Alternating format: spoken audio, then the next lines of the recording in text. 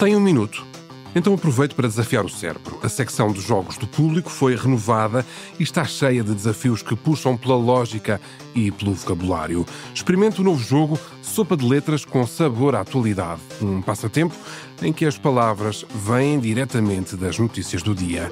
Faça uma pausa inteligente em público.pt/jogos.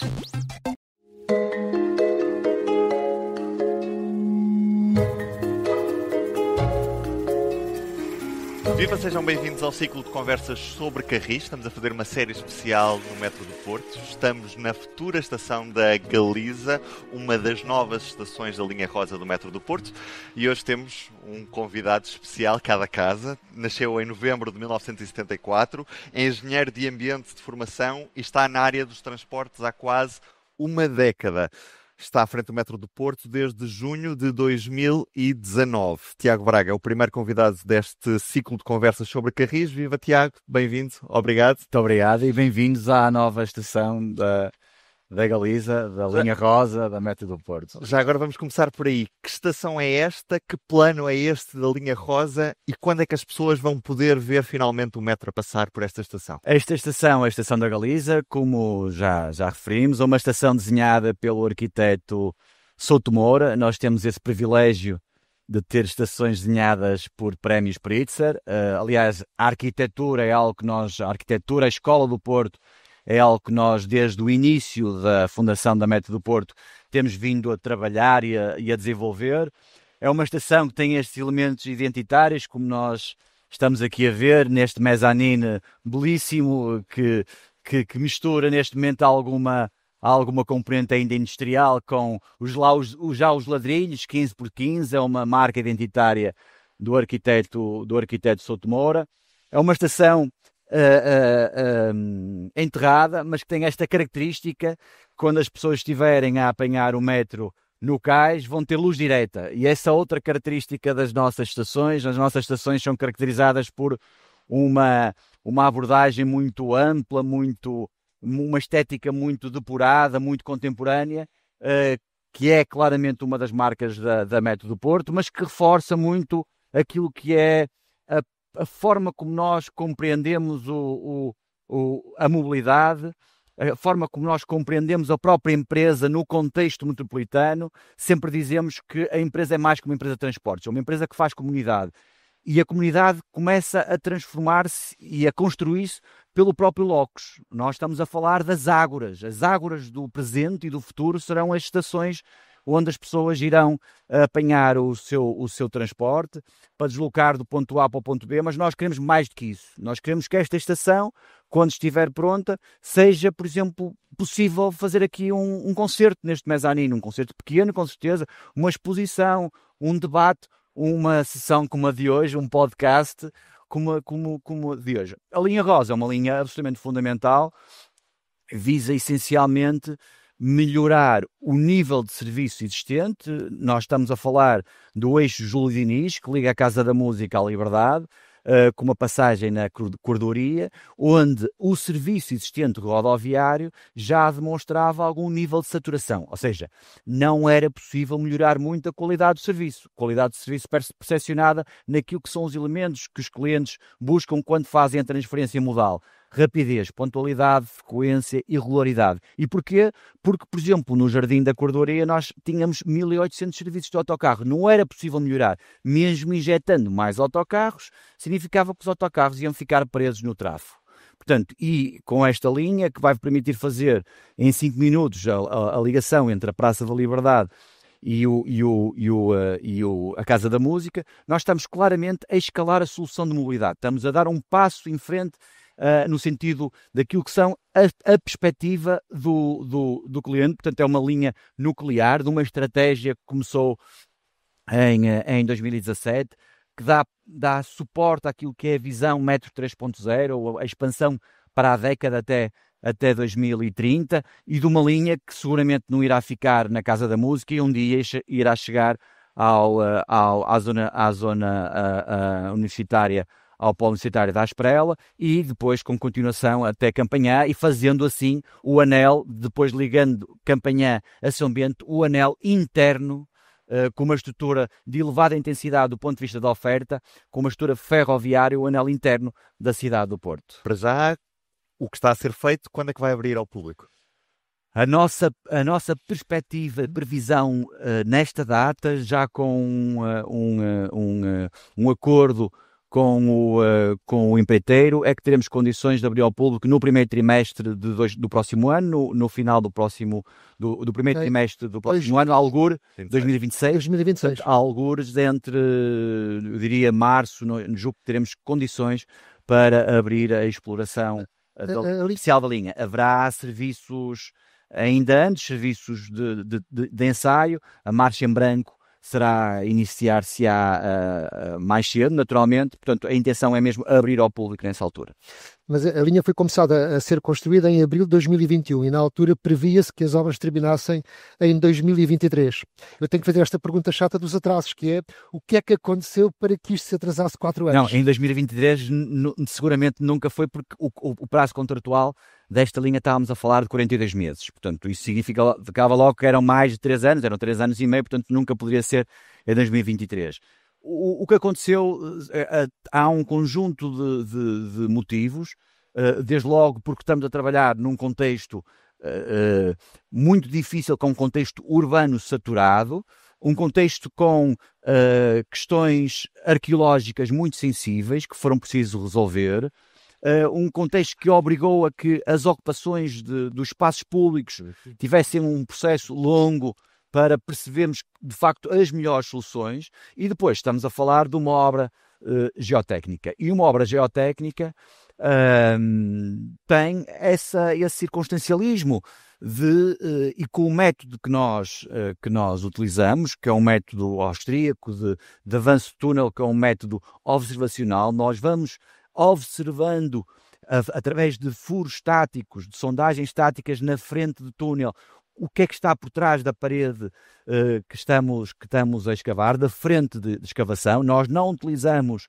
a decisão naquela altura foi não utilizar a tuneladora por vários motivos, sendo que o principal motivo é que entre a encomenda da tuneladora, a produção da tuneladora, a preparação da tuneladora para o início, os ensaios iniciais, nós gastaríamos seguramente 1 ano e meio a 2 anos só para termos o arranque de produção da tuneladora. Portanto, este foi o método escolhido, mas este método tem esta característica: nós vamos analisando o que é que está na nossa frente. E aqui, precisamente, na Estação da Galiza, na ligação entre a Estação da Galiza e a Casa da Música, tivemos muitas dificuldades. Como é público que nós tivemos inclusivamente o túnel parado durante algum tempo por questões de segurança. A segurança foi sempre a linha vermelha. Nós sabemos bem o contexto em que estamos a fazer a obra. Sabemos bem que, para além de todo o contexto histórico associado a uma obra que passa por baixo da Torre dos Clérigos, que passa por baixo da Torre Pedro Senha, aqui bem perto, que confronta com a Igreja dos Congregados ou com a Estação de São Bento, sabemos bem o que é que isso significa. Significa que nós não podemos ter o mesmo nível de tolerância que teríamos a fazer exatamente o mesmo túnel, ou seja, com as mesmas características geológicas, noutro contexto, com outras características geotécnicas. Ou seja, a geotecnia, a relação entre aquilo que é o terreno e aquilo que os edifícios, como é que os edifícios foram reagindo e reagiram, foi isso que foi determinando o passo, foi isso que foi determinando o avanço do túnel. E tivemos sempre, desde o início, tivemos isso bem claro. O prazo é muito importante, transportar as pessoas é muito importante, somos nós os primeiros interessados em que a obra se concretizasse no prazo contratual, sendo que nada ultrapassa a questão da segurança. E em algumas questões nós tivemos que desacelerar, avançar mais devagar, rever todo o projeto com as equipas de projetistas, com a assistência técnica, no sentido de garantir o mínimo de incómodo, o mínimo de danos em todo o contexto. Esse foi o que presidiu a todas as decisões desde o início desta empreitada. O que eu diria é que, apesar do atraso, no contexto em que a obra foi feita, eu considero, se me perguntarem, e digo isto com toda a assertividade, que se nós conseguimos terminar a obra em março, é um êxito. E comparando-nos com outras obras à escala global. Nós não podemos comparar com as obras nesta escala, desta dimensão, por exemplo, do Metro de Lisboa, que é uma situação em concreto, mas falando com os nossos colegas na Inotrans, nos fóruns da OITP, nós percebemos quais são as suas dificuldades e partilhamos dentro dos fóruns da Alamis e da OITP aquilo que são as melhores práticas. E percebemos que quando nós dizemos que, por exemplo, relativamente à linha Rubim, 10 anos e 9 meses, conseguimos fazer tudo até à consignação, as pessoas dizem, não acredito. Quando nós fizemos a inauguração da linha amarela, pouco tempo antes tínhamos tido o Spring Meeting dos órgãos técnicos da OITP, quer do Policy Board, quer do Executive Board, quer de alguns comitês técnicos, e eles perguntaram quanto é que custa e qual foi o prazo de execução da linha amarela. E nós dissemos, e eles, não me acredito, não é possível fazer isto. Não, é possível. E fizemos. Os técnicos entendem, e todos os restantes intervenientes? É fácil de explicar? Não é difícil de explicar. É difícil de explicar e nós também vivemos num contexto em que o tempo de repente tem outro tempo. Todos nós, e eu sou o primeiro a ser exigente e muitas vezes a esperar porque é que as coisas não andam mais depressa. O tempo de hoje é esse tempo, é o tempo em que as pessoas não têm tempo, não têm paciência. Alguém ouvi estes dias falar da paciência, de necessitar de avaliar as coisas em condições. Hoje nós não temos esse tempo. Portanto, a expectativa dos cidadãos é legítima. É evidente que ninguém gosta de ter a sua vivência diária afetada por uma obra, mas não é possível dizer que se faz uma obra que transforma uma região durante 50 anos sem haver impacto. Quem o disser não está a prestar um bom serviço, e não é a si nem aos demais, é porque não é possível uma obra desta dimensão, seja um aeroporto, seja um porto, seja uma obra de metro, seja uma simples via rodoviária, causam impacto quando nós em nossa casa resolvemos pintar a cozinha.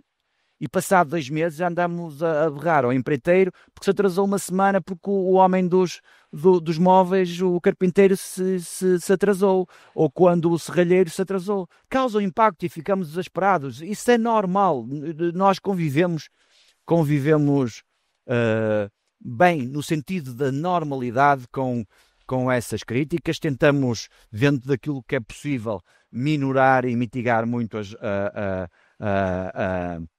o impacto no território. Por exemplo, a Estação da Liberdade, a forma como o fizemos, claramente é uma forma mais lenta que se ocupássemos toda aquela praça de uma só vez. Mas não era possível ocupar a Praça da Liberdade de uma só vez, não era possível deixar de haver trânsito na Avenida dos Aliados, não era possível. Ou seja, nós tivemos sempre esse cuidado de garantir, apesar dos incómodos, o nível mínimo de serviço do ponto de vista rodoviário, e já agora pedonal, porque também estamos a falar de um contexto totalmente diferente do que foi aquilo que era a realidade da primeira fase de expansão da Metro do Porto há 20 anos. Às 8 da noite, quem eram as pessoas que passeavam na cidade do Porto à noite? Ninguém, não havia turismo basicamente. Hoje é uma cidade que, felizmente, com um nível de procura turística muito grande, e eu também costumo dizer o seguinte: uma das formas de aferir que nós acertamos mesmo na localização das estações, por incrível que pareça, e por muito que isto possa parecer chocante aquilo que eu vou dizer, é mesmo pelo impacto. Se nós não provocássemos o impacto, não estávamos no sítio onde a estação é necessária. A estação, estamos a falar de uma estação com as características de um sistema urbano de mobilidade de elevada intensidade. Não estamos a falar de outro tipo de estações. É que uma das coisas que hoje acontece quando se discute de mobilidade é que não se coloca as coisas, muitas vezes não se coloca as coisas no seu devido contexto. Nós não podemos comparar realidades, não é? Estamos a falar de estações, de um sistema urbano de mobilidade de elevada intensidade. Se é assim, as estações têm que estar localizadas nos centros geradores de procura, onde há de facto procura, onde há atividade comercial, onde há atividade empresarial, onde há atividade turística. Já vamos falar sobre localização de estações. Antes disso, falou em tempo.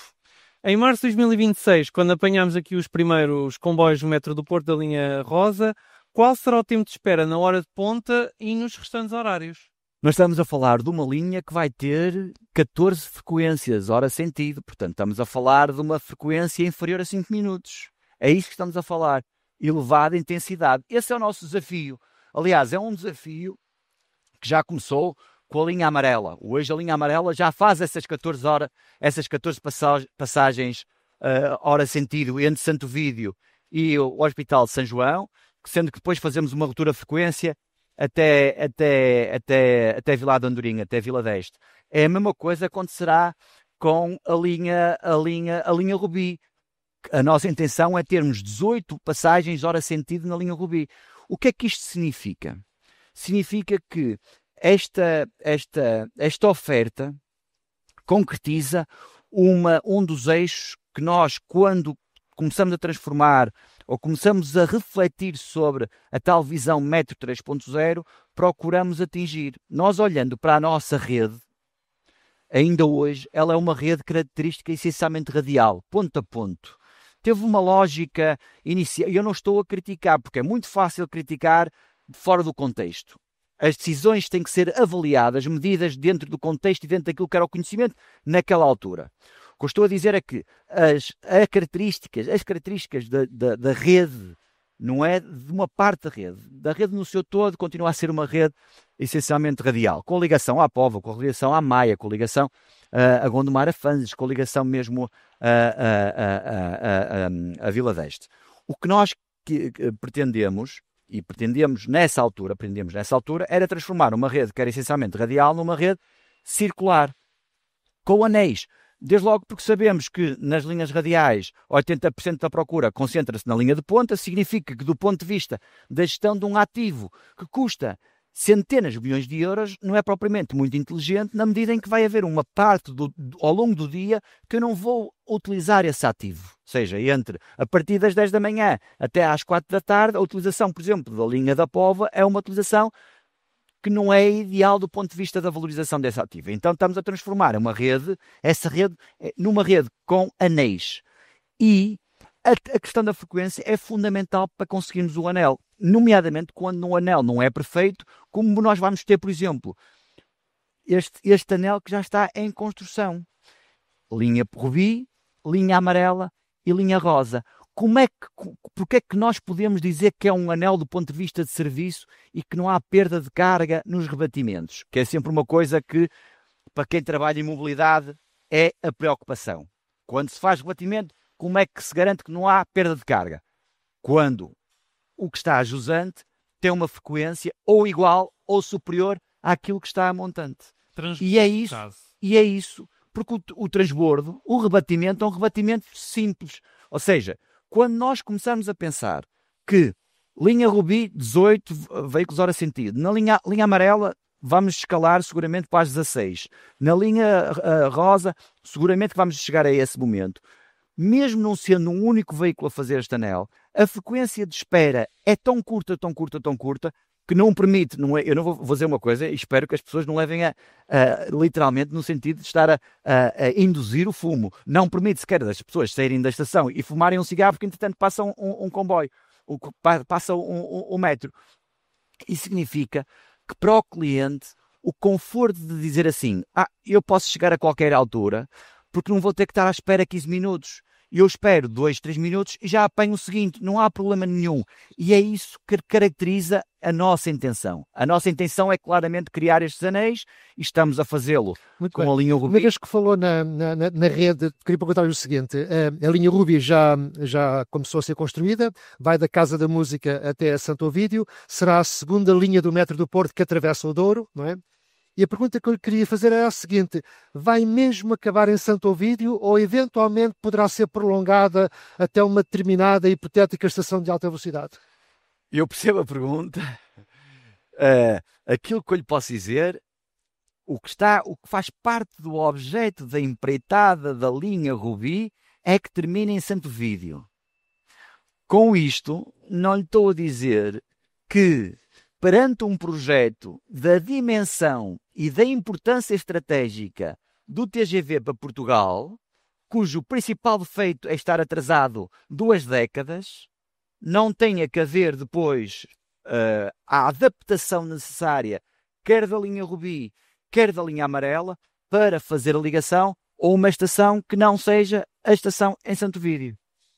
Vou repetir, o que está previsto hoje em sede de contrato, o que está acordado, contrato quer com o empreiteiro, quer já agora com a gestora Missão Reportar Portugal, é que a estação de cabeceira da linha Rubi é a estação Santo Ovídio, que tem uma injeção técnica na linha amarela para os veículos fazerem a sua manutenção no PMO Vila d'Este. Com isto não estou a dizer que se a decisão do concedente e do concessionário relativamente ao TGV for mudar a estação do TGV para mais a sul, nomeadamente para a zona de Vilar do Paraíso, não se possa fazer essa ligação, até porque eu acho mesmo que se tem que fazer. Se isso vier a acontecer, se essa hipótese colocar, acho mesmo que isso tem que fazer. Com ou sem Santo Ovídio? Digo, não percebi. Com ou sem Santo Ovídio? Mesmo que seja a estação de Vilar do Paraíso, uma estação de alta velocidade. Pode ser com Santo Ovídio. Sempre com Santo Ovídio. Pode ser com Santo Ovídio, mas há outras possibilidades. Já podem surgir outras possibilidades. Por parte da Motengil, no sentido de vir, porque o empreiteiro disse que se for construída lá a estação de alta velocidade, seria o próprio consórcio a pagar o prolongamento da linha entre Santo Ovídio e Vilar do Paraíso. Já houve contactos nesse sentido? Houve contactos muito preliminares, no sentido de perceber como é que era o funcionamento da nossa estação. Não mais do que isso. A estação de Santo Ovídio. Claro. Estão ainda a decorrer outros projetos de expansão. Um deles aqui bem pertinho também, que ainda não está em funcionamento, o Metrobus. O que é que podemos esperar nos próximos anos? A Metro do Porto vai deixar de ser uma empresa só de carris e vai passar a ter uma aposta também nas rodas? Ou aquele projeto não correu assim tão bem para ser um projeto de continuidade noutras zonas da cidade? A Metro do Porto nunca foi só uma empresa de carril. Desde há muitos anos que nós fazemos um serviço até à Trofa, modo rodoviário. Aliás, eu há pouco comecei a dizer que nós não queremos ser apenas uma empresa de transporte, queremos ser uma empresa de comunidade. E trabalhamos na área da mobilidade. E a área da mobilidade, hoje, nós temos que perceber, nós olhamos para o ecossistema. Porque é que o BRT surge? Nós olhamos para o ecossistema e percebemos, a determinada altura, que havia um gap, um espaço por preencher entre aquilo que era o serviço ferroviário ligeiro e o serviço rodoviário convencional. E esse gap era do ponto de vista sempre do serviço, porque todas as decisões que nós tomamos, elas são centradas única e exclusivamente numa coisa: o cliente. É uma questão de serviço e não de custo. É uma questão de serviço, mas a questão de serviço também tem por trás um racional de sustentabilidade. Também tem que ter, porque nós temos que trabalhar no sentido de tornar sustentável a operação. Sendo com ou sem compensações de serviço público. Não é, a questão não tem a ver com isso.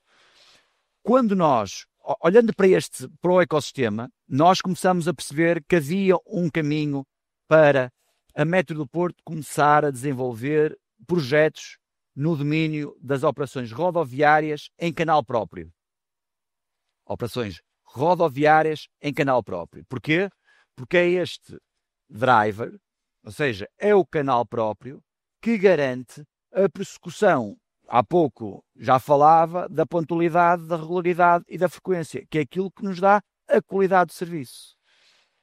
Começando a fazer, digamos, esta avaliação, percebemos que em alguns espaços que estávamos a trabalhar no sentido da potencial procura, porque todas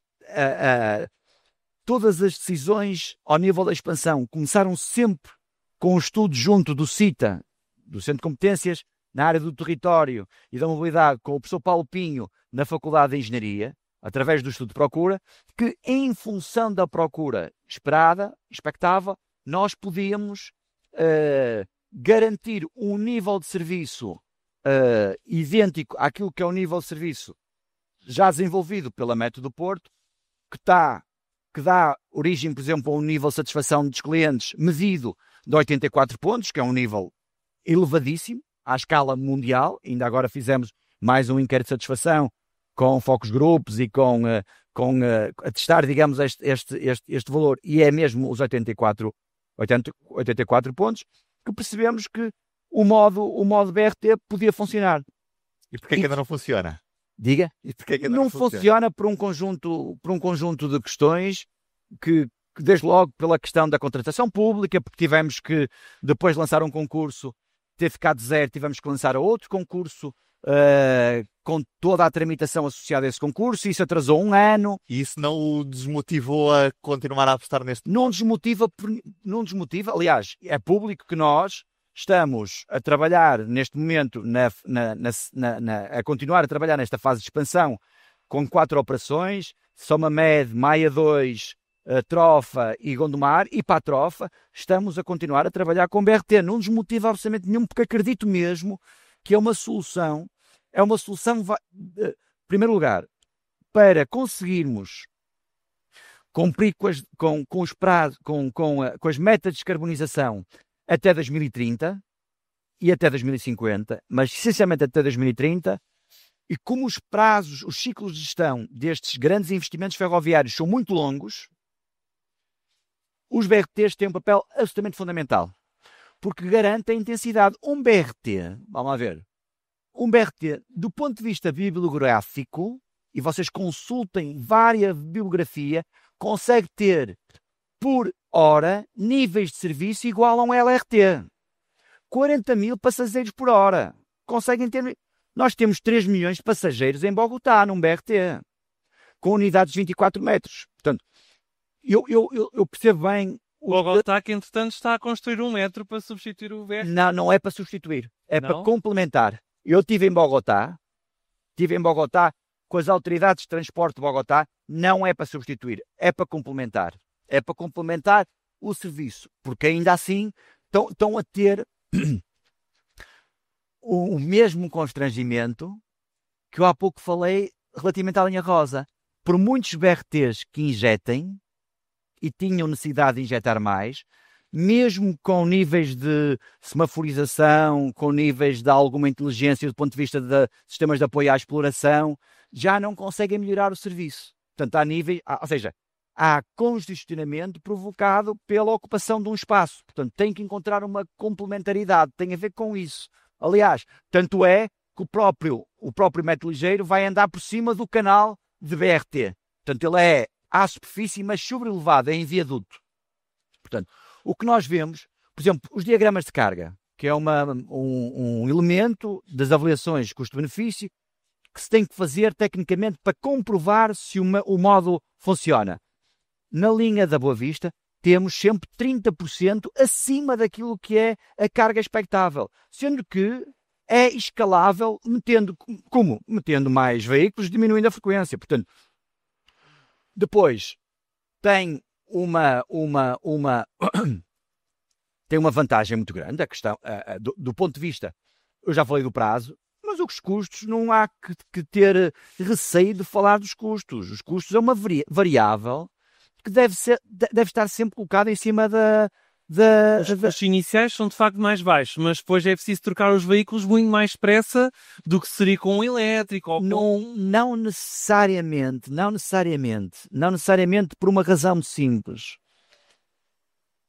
Os custos iniciais, o custo de produção inicial entre um LRT e um BRT, do ponto de vista quilómetros passageiros, são mais elevados. É evidente que, por exemplo, um BRT é cerca de 30% abaixo do modo rodoviário normal. Estou a falar quilómetro passageiro. Certo. No caso em concreto da Metro do Porto, que tomou um risco, assumiu um risco, que foi o risco de desenvolvimento da tecnologia de hidrogênio, porque também acredito que é o Estado que tem que fazer, digamos, esse impulso inicial. Nós desenhamos uma solução que tende a baixar muito aquilo que são os custos da operação.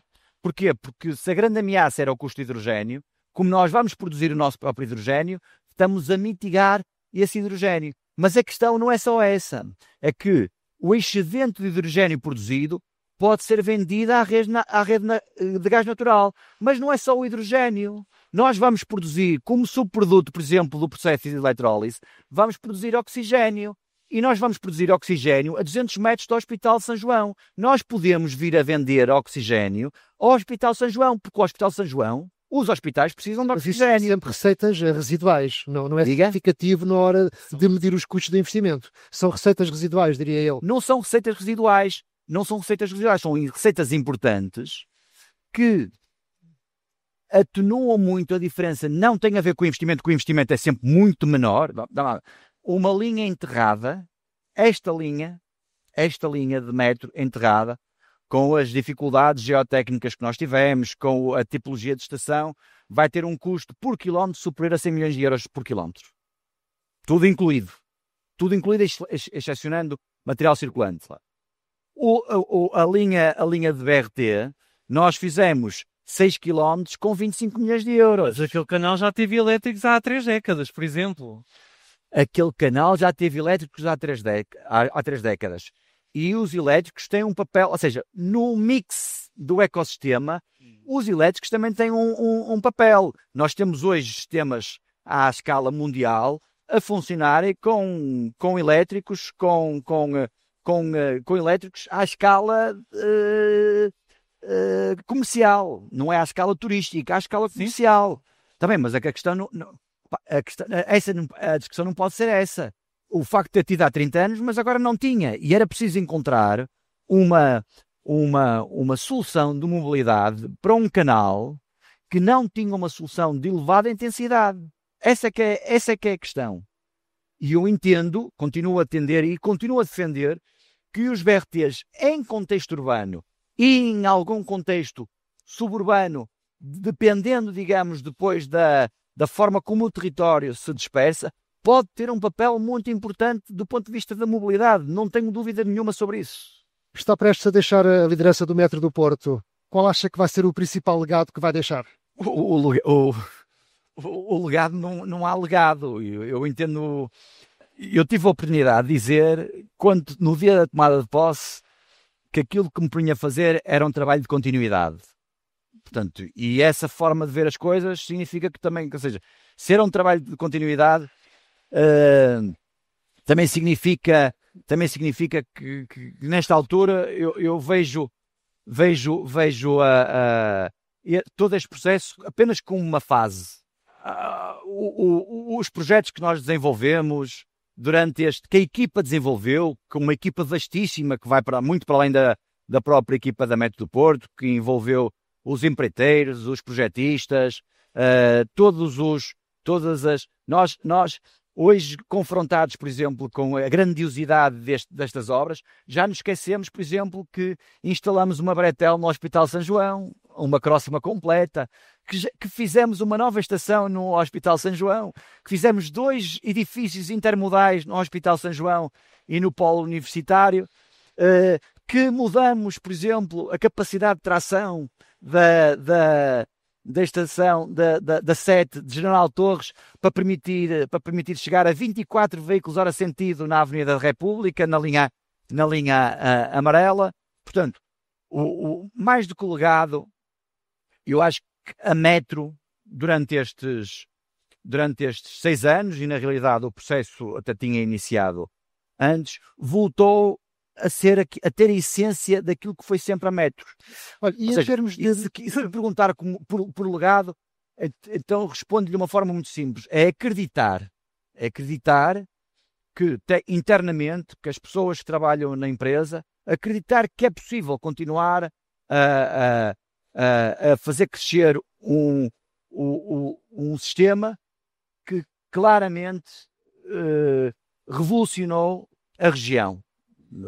Eu julgo que o sistema de metro ligeiro da Armentana do Porto, com certeza, e com isto não estou a dizer que é melhor ou pior, porque dentro do ecossistema todos são importantes, todos, sem exceção, todos são importantes, todos têm o seu papel e sem uns, sem os outros, não funciona o ecossistema. Precisamente sobre o ecossistema, acha que no futuro faria sentido o metro do Porto ser gerido pela TMP, pelos Transportes Metropolitanos do Porto, ou concorda que permaneça na tutela do Governo? Eu, mais do que a questão da governança, mais importante que a governança é os meios que estão ao dispor em cada momento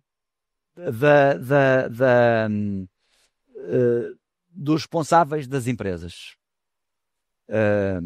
Porque nós já tivemos a Metro do Porto a manter o mesmo nível de governança sem este nível de investimentos. Ou seja, não é o modelo de governança que determina o sucesso ou o insucesso.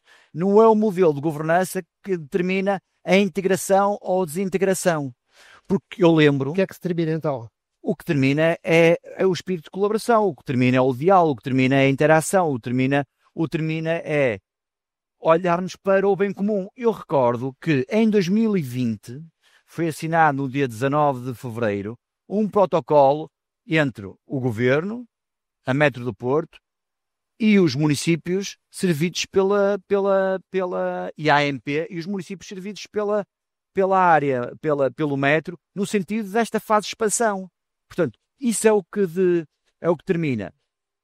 Outra pergunta, uma pergunta diferente é se os transportes metropolitanos do Porto podem ter também um poder de regulação sobre aquilo que é o serviço desenvolvido pela Metro do Porto. E eu aí digo sim.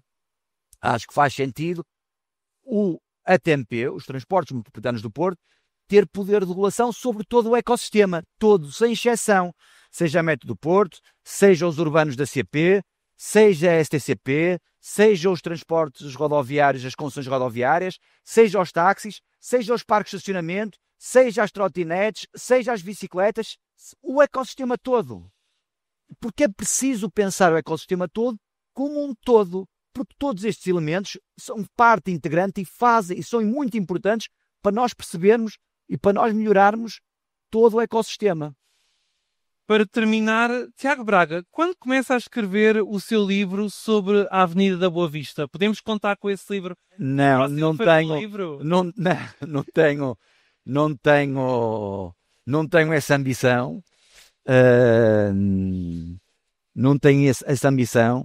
Mas disse recentemente que a história dava um livro. Mas isso é diferente de querer escrever um livro. Não tenho essa ambição e tenho essas memórias, esses registros de tudo aquilo que foi acontecendo durante estes últimos 6 anos, mas mais do que o livro e esses registros, essas memórias, o que fazem no dia a dia é obrigar-me a fazer essa reflexão no sentido de analisar, melhorar, evoluir, porque no fundo aquilo que nós vamos fazendo é o somatório daquilo que fomos fazendo no passado, aprendendo com aquilo que fomos fazendo no passado e procurar seguir em frente. Aquilo que eu digo para as equipas, quer as equipas internas do Metro do Porto, seja para todos os envolvidos nestes grandes projetos, desde os pequenos projetos, como a nova estação do Hospital São João, até ao grande projeto da linha Rubi, o próprio projeto em si, só fazer um projeto dessa dimensão já é suficiente motivador, ou seja, motiva-nos, é o que nos dá aquela energia inicial para acordar e vamos lá, arregaçamos as mangas e vamos lá a coisa. Mas isso não chega. Não chega. Perante as dificuldades isso não chega. O que nos vale e o que faz aguentar a equipa é a consistência. O que faz com que nós consigamos, perante as dificuldades, por exemplo, que tivemos aqui nesta linha, em conseguir terminar o túnel, varar o túnel, foi essa consistência, foi perante as dificuldades encontrar soluções, refletir em conjunto, aprender sobre aquilo que fizemos no passado e que não se revelou suficientemente assertivo e com o sucesso que nós queríamos, no sentido de projetarmos o futuro com outra energia e conseguimos atingir os nossos objetivos.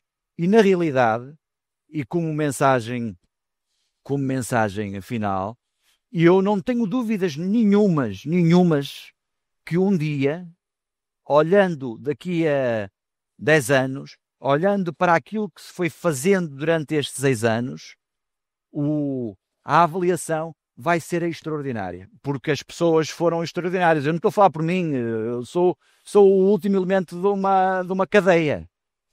O esforço dos milhares de pessoas que todos os dias estão na operação, porque nós concentramos muito na expansão, mas esquecemos que em 2015 transportávamos 54 milhões de passageiros e nós, à data de hoje, já estamos quase nos 70 milhões. Portanto, é que de repente e começa com o maquinista, o agente de condução, com os agentes de estação, com as equipas de manutenção que garantem o funcionamento do material circulante, às equipas que fazem toda a verificação dos equipamentos de validação, das máquinas de venda automática, que também renovamos. É que nós, durante estes anos, fizemos tanta coisa, renovamos 700 máquinas de validação que permitem, por exemplo, pagar com, ainda que está em piloto, com os cartões Visa Mastercard, que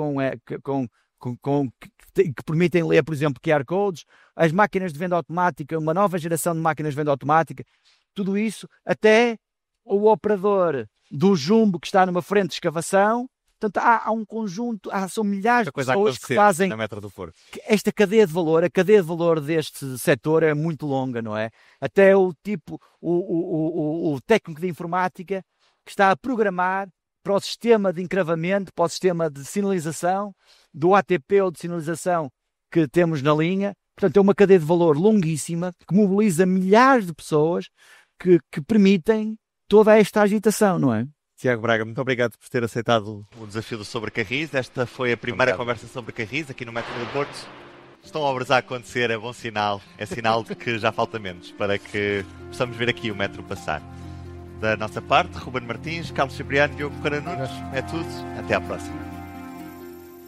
Para não perder os novos episódios, subscreva este podcast do Público na sua aplicação preferida. Para além deste programa, há mais para descobrir em público.pt/podcasts. O Público fica no ouvido.